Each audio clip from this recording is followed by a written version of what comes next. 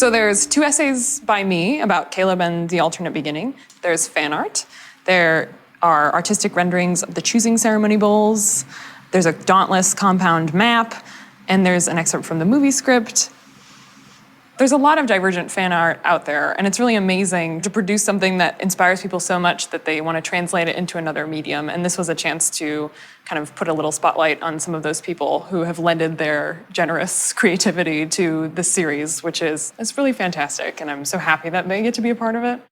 Well, there's 2 essays written by me. One of them is about the evolution of Caleb as a character, because in the very rough draft of Divergent, Caleb was sort of the perfect abnegation boy, and he chooses abnegation, and he kind of serves to make Tris look like a terrible child of her parents, like she's failing to live up to their standards. So he was pretty two-dimensional in that rough draft.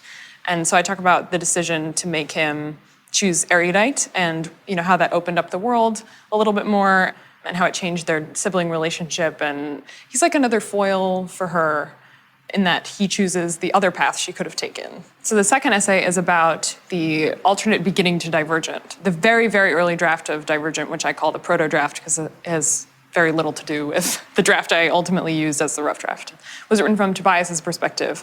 And he was the one getting his haircut, in the beginning by his father.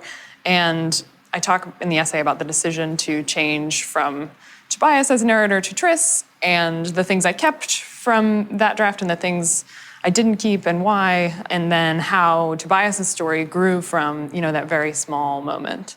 I like it because I think, for people, especially who are new to the series, it provides like a greater understanding of the world and the scope of the story.